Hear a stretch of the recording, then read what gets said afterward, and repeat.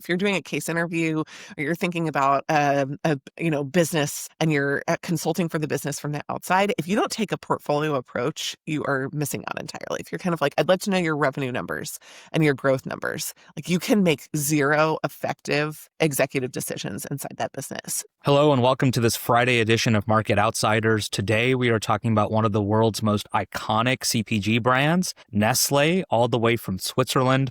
Before we dive into the recent news coming out of Nestle, if you have not yet rated, reviewed, or subscribed to Market Outsiders, please go ahead and take 5 seconds and do that now.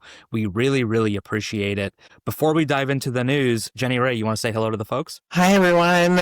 Good morning. Yesterday was my husband's birthday, and we gathered at the winery. Having a place that's not my house to have parties is one of the favorite things that I've experienced in the last year and a half for sure. But we had a spectacular sunset, and I want to say in Northern California, we always have a little bit of a mixture of emotions when you get a spectacular sunset like that, because usually it's because this is fire season and great sunsets are happening because our forests are on fire or someone's home is on fire.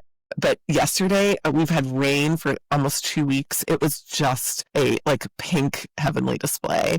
And this morning I was in a group chat and one of the guys was supposed to be taking pictures of all of us, and he took a picture of himself with this amazing piece in the background. So that's the only iconic picture that I have of this famed sunset. But it was a pretty spectacular night. First fire of the season, so we put a bonfire out, winery, husband's birthday. I made a fresh apple pie. That was my first attempt. Honestly, I'm going to do it again. It was not that hard, and it was really, really, really good. So it was a big day for us, and the only proof that I have of it is one of my random friends indulgent selfies. So here we go. You know, that's what you get when you put them. So you had a good time. You put the trickster in charge of the camera. How about you, Namaan? Any big news in your family today? We're just living life. Okay, We're plugging along. Yeah. just final. Just plugging along. Yeah. Big day for my hometown, Cincinnati. Bengals had a big win last night. So I don't live in Cincinnati anymore, but I can feel the excitement from here. So we had a 10-point lead. We blew it, came back at the end, won the game. So I was riding high this morning. Oh, I love that. You know, I have not flown through Cincinnati in quite a long time, but for my grandmother's funeral earlier this week, she lived in Lexington, Kentucky. And so I was pretty excited. We flew into Cincinnati, and my son, who is one of the most avid readers that I've ever met, found a library in the Cincinnati airport. So I know you go home a lot. You do know where this library is? I know exactly where it is. Who knows where this library is? But anyhow, we went there, and I mean, what a cool place. It's like one of the little free libraries, except it's an entire giant room, and they have a wide selection of books. It was fantastic, and you just pop in, you grab a book, you can drop one off on your way back. And it was super special. So yeah, that's my new favorite thing about the Cincinnati airport. So that's right next to the British Airways gate at CVG. Is there one British Airways gate? Well, and not even all the time, because there's not a daily flight to London, I don't think. But if you are ever flying from CVG to London, by the way, great business class availability on that flight. If you're ever looking to cash in a reward, boarding for international flights takes so long. And so even once you leave any lounge that you have access to and you get to the gate, you still have maybe an hour. And so that library has become my go-to spot if I'm waiting to board an international flight from Cincinnati, because everyone's crowding the gate, doing whatever they do, trying to get to the front of the line. I'm like, I'll just chill here and read. We're all getting to the same place at the same time. I was trying to tell my kids the story when we were there about how Delta depreciated the hub that Cincinnati used to be. I think it was in favor of Detroit when they did the Northwest acquisition. But it was like a little bit of business history, and I was like, oh, number one, I'm a super huge nerd. Number two, I don't know whose parents, when driving up to the Cincinnati airport, are like, do you know about the history of the hub and spoke model and Delta Airlines? So we did a little bit of aviation history, but yeah, okay. So you can verify that I wasn't blowing smoke about that. No, that's true. Yeah, it made sense, right? I was kind of like, I feel like the main reason was probably capacity. That the Detroit airport just had more capacity to handle the flow. Do you know if there were any other reasons? Wasn't Detroit an old Northwest hub too? So they probably just it was infrastructure there. Delta was investing in CVG as a hub, but I'm sure that Detroit was further ahead in its evolution. Also, it's a bigger city. You know, there's bigger industry there. You've got the automakers there. So I think for multiple reasons, it just made sense to make that the hub. Well, Namaan, I'm pretty excited today to kick off what I would like to coin as Victory Lap Friday. I think whenever our predictions turn out to make sense. It would be fun to kind of come back around them. We're going to talk about Nestle today, and they posted some really big news yesterday. And this one is a little different. Often when I see news, I have kind of an immediate question or an immediate hot take about it. But this one was honestly just kind of stunning in its magnitude. So if it's good with you, I'll pull up the article that I found, and then we'll kind of go from there. Okay, cool. So this is a Reuters article. So Nestle to cut 16,000 jobs as new CEO ignites turnaround fire. I mean, this is as far as I know, this is maybe one of the largest layoffs in like non-bankruptcy that I've seen, at least in modern times, certainly for CPG companies. And it represents, as far as I know, for Nestle, right, very few low-wage jobs. So these are high-wage earners, mostly corporate HQ folks.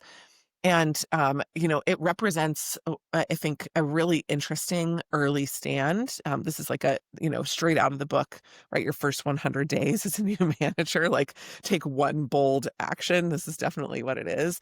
But we've been talking for a little while about how companies like Nestle Nestle isn't Nestle. Nestle is actually just like a large kind of portfolio of companies that doesn't necessarily have the cost sharing that it should have, doesn't necessarily have the revenue sharing that it should have, the synergies through rounds and rounds and rounds of hundreds and thousands of acquisitions are not necessarily realized, even though they have a pattern and a playbook for it. And I'm really just excited to kind of dive into some of the key questions today. So first reactions from you as we kick off a chat about Nestle today. Yeah, I mean, first reaction was, wow, that's a lot of jobs. I think it is important to know, within context what this means. So Nestle has almost 300,000 global employees. So this is, 6% of its global workforce. So it is a lot of people and it's a lot of jobs, but for a company at the size and scale of Nestle, it's not like outrageous if you're going on a cost-cutting spree. So I think that's just some context for everyone to be aware of. What this really signals to me, and I'm interested to dive into this, is just Nestle following the playbook that we've talked about with Kraft Heinz, that we've talked about with Hershey and Mondelez and some of these other CPG companies that we've discussed over the last few months, which is that scale doesn't mean as much as it used to in this business. At least it doesn't seem like it, because Nestle is the world's largest food company.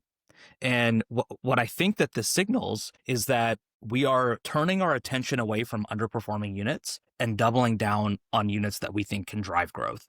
That would be my like top line interpretation of this, because when I hear you're cutting 6% of your workforce, like where my mind goes is, okay, where are you cutting? And my hypothesis is, okay, you're cutting in places where you're not winning, and you made some kind of strategic bet that your scale, that your kind of retailer relationships, that your product innovation would enable you to win in certain segments, and that's not happening. And so now you're going to double down on the places that you're actually winning.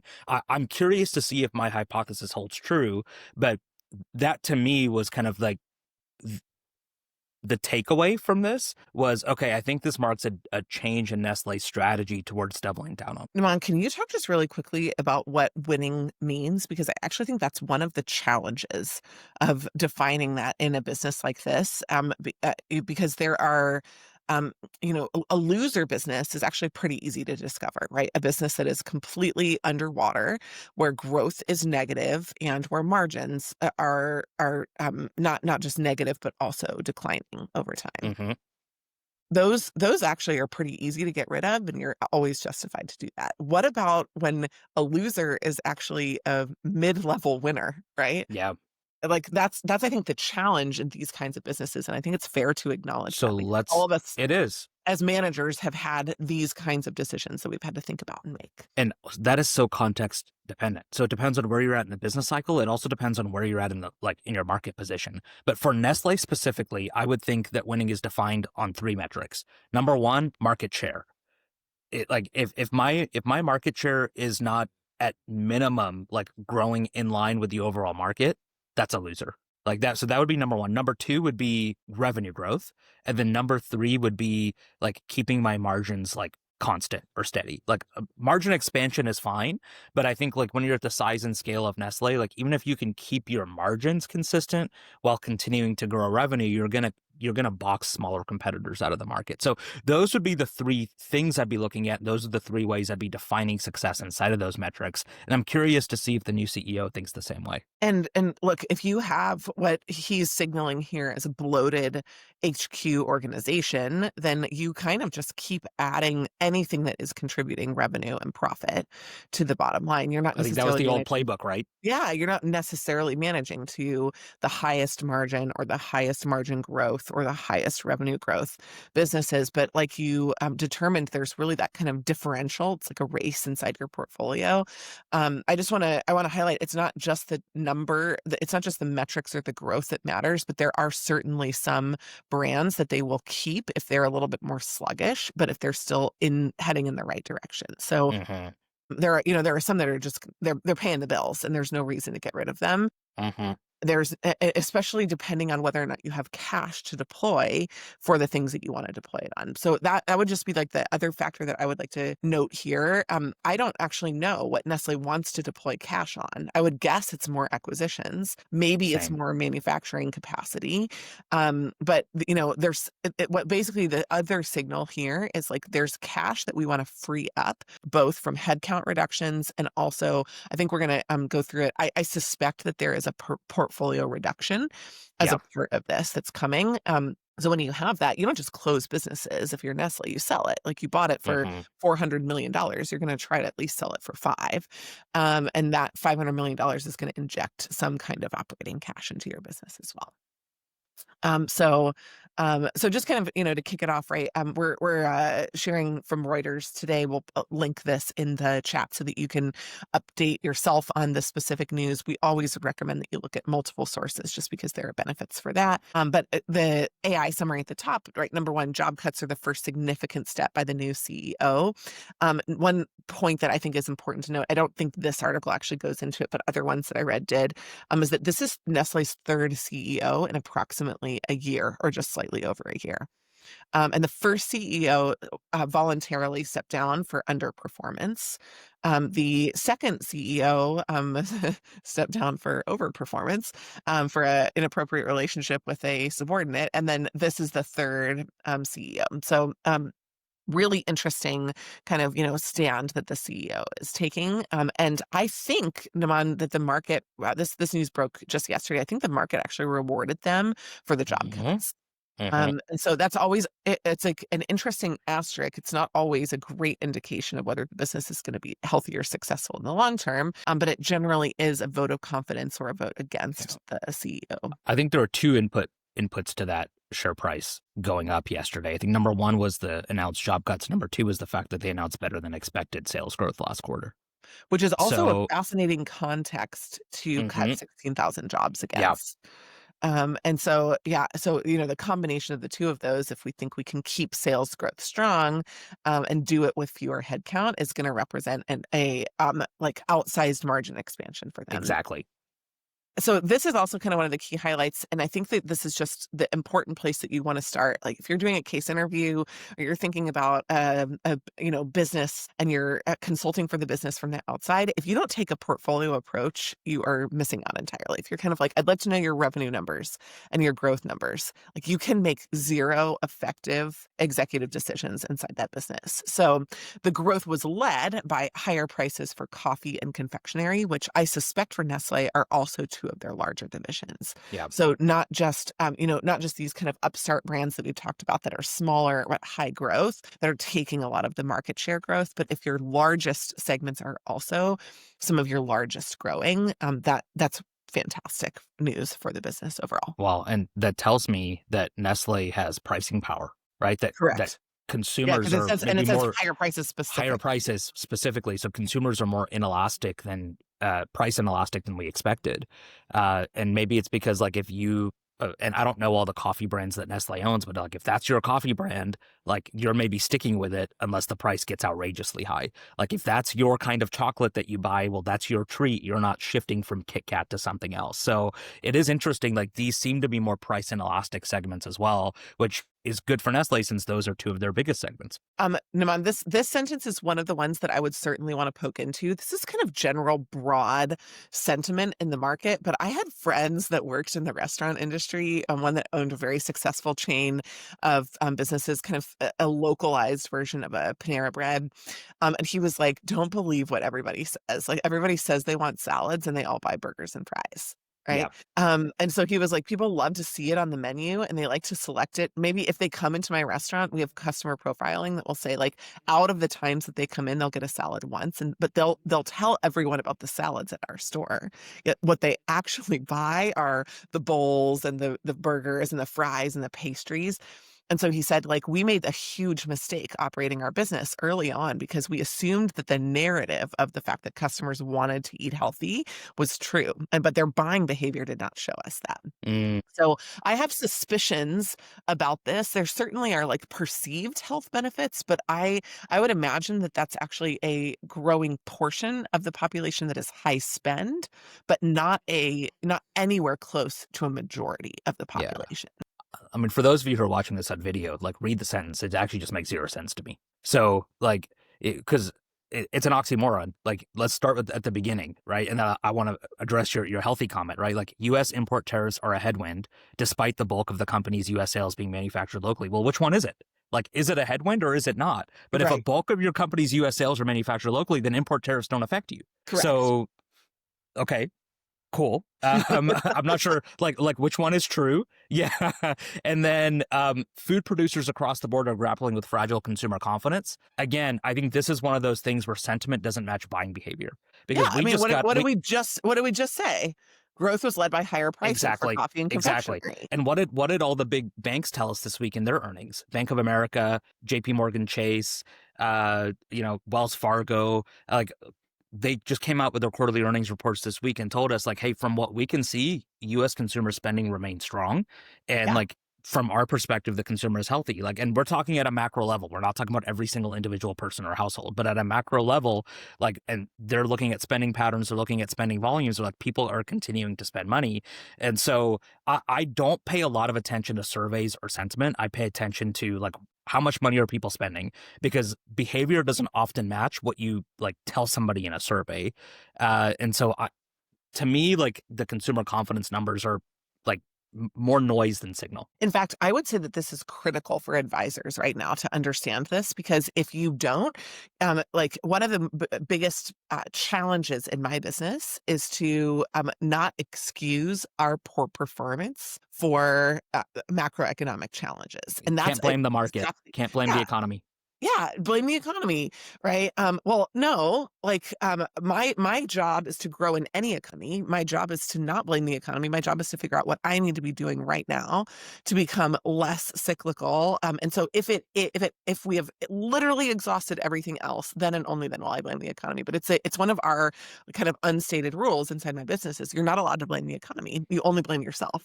And when you blame the economy, that's how CEOs get fired, because for when they blame the economy on the front end, then on the back end, their results don't show what they needed to show because they didn't lean in. Yeah. You can't take credit in the good times and then blame the economy in the bad times. 100%, right?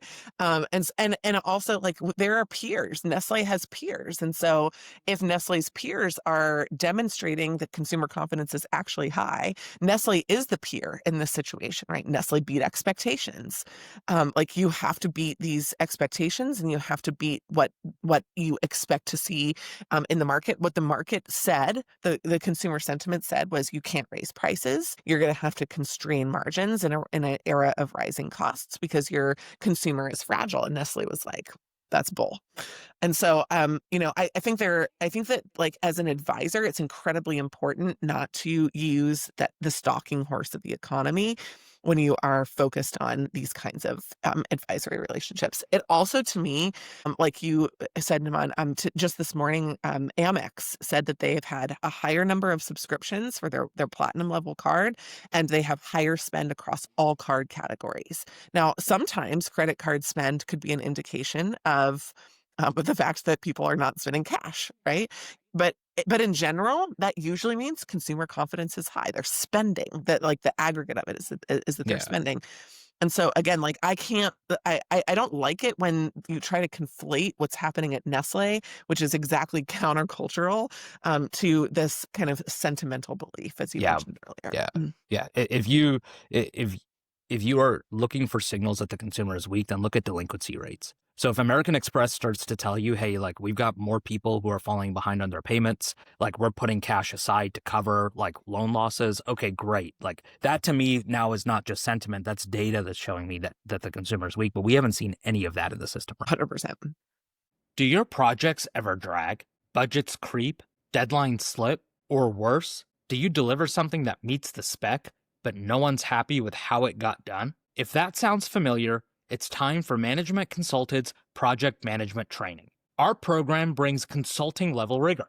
These are the same tools and approaches that top consulting firms use, in a format you can deploy across your team now. You'll learn how to build battle-tested project plans, anticipate and manage risk, align stakeholders early so surprises are minimized, track progress transparently, and hit those milestones without burning out resources. Each training includes tailored project templates, real case studies, and live feedback. No fluff, all impact. If you lead teams, work cross-functionally, or just want fewer late nights chasing deliverables, this is for you. Head to managementconsulted.com/project-management-training. That's managementconsulted.com/project-management-training to invest in a program that will save your team time, money, and heartache. We've got this, we've talked about the management turmoil at Nestle. They're doing fine amidst this management turmoil. So good job, Nestle, right? At least they're focused on some of the big things. But let's talk about this one. This is kind of where I think it gets interesting. And this is why I would always encourage you never to stop at the headlines, because the headlines can either be misleading or sentimental or something else.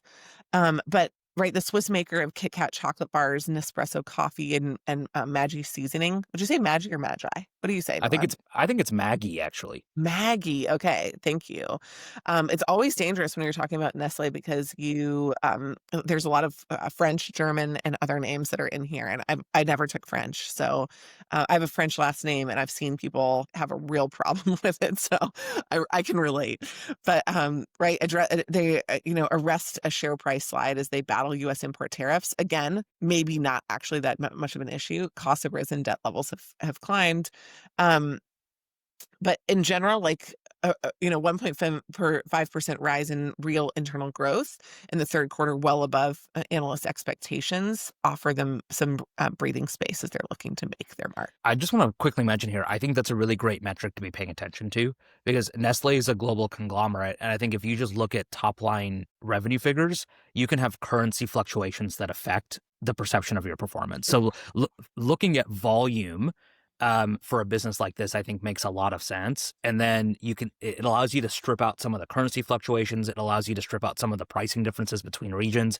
It's just like, are we doing a good job of convincing people to buy more of our stuff? And it seems like the answer is yes here. And then you can layer in some of the pricing insights on top of that. Absolutely.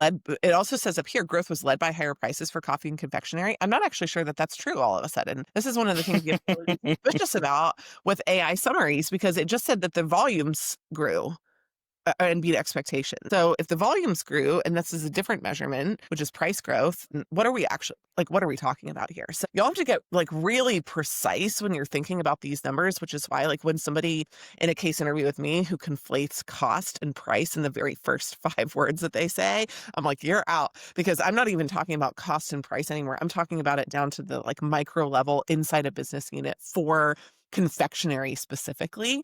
And if you kind of can't get there super quickly, then I know that you're just not a quick enough study to do what we need you to do. Um, let's just kind of go, a little bit further. There's not a ton more in here, right? A little bit of, we're fostering a performance mindset. Honestly, um, it was just a big move. It was just a big move. That was it. Like, and basically what It, he's saying is like, it's interesting though. Look at his quote. The one metric he mentions is market share. So I think that gives you a window into how he's thinking about winning and losing. You asked me earlier, how would you define it? I think we've got the answer here on how the new CEO defines it. yeah. And so I don't actually know if they are losing market share. It's possible. It's possible. Like one of the most challenging places for a business to be is growing and losing market share. Incredibly confusing because you don't have the excuses or understanding of somebody stealing all of your business. You are doing many things right in order to grow your business, but you are clearly not doing enough right in competition with your peers in order to grow effectively. And so I do think that that's pretty fascinating. And then, right, they kind of maintain their 2025 outlook just so that y'all know, sometimes that's a game. Like in case you don't know this, right? Like if you outperformed and you just made a margins like improving move like job flashes and you maintain your outlooks, like that's just a clear way to beat expectations. So sometimes that's like it's honestly kind of fundamental stock price manipulation. So I again, like you have to be a little suspicious about the fact that they really believe that their business is like that, because one thing that a new CEO would love to have in his first 6 months is a big stock price beat twice on earnings, right? And so the next time that they report earnings, which will be in January, if they're like, oh, we expected it to be X, but we crushed it by Y, then that's going to be really good for him as well. Anything else that you want to kind of note on this, Namaan? I think my big question now is like, where are you going to reinvest some of this capital? So you're cutting 16,000 jobs. You have a cost savings target of 3 billion Swiss francs. Like, where's that money going to go? Like, you're not buying your stock back. Like, at least I hope not. Like, you're going to reinvest it into the business. So where are you going to reinvest it? Are you going to double down on coffee and confectionery? Or like, are there, I don't know, are there snack brands in your portfolio that like need a little bit of love, and that's where the capital's going? Like, it sounds like there's a strategic review that's still ongoing at Nestle, but that's what I'm going to be looking for next, is like, what is like the so what? Like, this is the action, but it's not the culmination of this In action is order okay. to In order to do what, right? Like dot, dot, dot. And I don't know what that dot, dot, dot is yet. And that's what I'm going to be looking for, is like, you can't judge the success of this move on like a one-day stock price move. It's like, in the next 12 to 18 months, where do you redeploy this capital? And then what's the long-term effect of that? That's really going to be where the rubber meets the road. And I'm interested to see kind of the decisions that Nestle makes. So here's the thing. If you're interested in doing any kind of CPG, marketing, internal analytics, or strategy, you need to know Nestle. You need to know what brands they offer. You need to know the mix of their companies. You need to know where they sell. And you need to know what is in your house or your household that you buy from Nestle. And so I would love to get our listeners to send us a message that says, like, these are the things that I discovered that I buy from Nestle.